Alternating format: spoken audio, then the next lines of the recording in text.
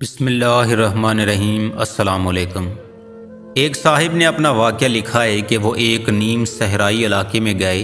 وہ تانگے پر سفر کر رہے تھے، اتنے میں آندھی کے آثار ظاہر ہوئے۔ تانگے والے نے اپنا تانگا روک دیا۔ اس نے بتایا کہ اس علاقے میں بڑی ہولناک قسم کی آندھی آتی ہے۔ وہ اتنی تیز ہوتی ہے کہ بڑی بڑی چیزوں کو اڑا کر لے جاتی ہے، اور آثار بتا رہے ہیں کہ اس وقت اسی قسم کی آندھی آ رہی ہے، اس لیے آپ تانگے سے اتر کر اپنے بچاؤ کی تدبیر کریں۔ آندھی قریب آ گئی تو ہم ایک درخت کی طرف بڑھے تاکہ ہم اس کی آڑ میں پناہ لے سکیں۔ تانگے والے نے ہمیں درخت کی طرف جاتے ہوئے دیکھا تو چیخ پڑا۔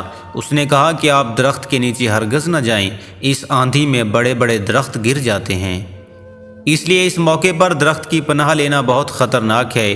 اس نے کہا کہ اس آندھی کے مقابلے میں بچاؤ کی ایک ہی صورت ہے، اور وہ یہ ہے کہ آپ کھلی زمین پر اوندے ہو کر لیٹ جائیں۔ ہم نے تانگے والے کے کہنے پر عمل کیا اور زمین پر منہ نیچے کر کے لیٹ گئے۔ آندھی آئی اور بہت زور کے ساتھ آئی۔ وہ بہت سے درختوں اور ٹیلوں تک کو اڑا کر لے گئی، لیکن یہ سارا طوفان ہمارے اوپر سے گزرتا رہا اور زمین کی سطح پر ہم محفوظ پڑے رہے۔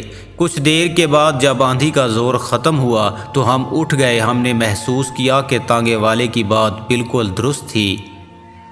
پیارے دوستو، آندھیاں اڑتی ہیں تو ان کا زور ہمیشہ اوپر رہتا ہے۔ زمین کے نیچے کی سطح اس کی براہ راست زد سے محفوظ رہتی ہے۔ یہی وجہ ہے کہ آندھی میں کھڑے ہوئے درخت تو اکھڑ جاتے ہیں، مگر زمین پر پھیلی ہوئی گھاس بدستور قائم رہتی ہے۔ ایسی حالت میں آندھی سے بچاؤ کی سب سے زیادہ کامیاب تدبیر یہ ہے کہ وقتی طور پر اپنے آپ کو نیچا کر لیا جائے۔ یہ قدرت کا سبق ہے جو بتاتا ہے کہ زندگی کے طوفانوں سے بچنے کا طریقہ کیا ہے۔ اس کا سادہ طریقہ یہ ہے کہ جب آندھی اٹھے تو وقتی طور پر اپنا جھنڈا نیچا کر لو۔ کوئی شخص اشتعال انگیز بات کہے تو تم اس کی طرف سے اپنے کان بند کر لو۔ کوئی تمہاری دیوار پر کیچڑ پھینک دے تو اس کے اوپر پانی بہا کر اسے صاف کر دو۔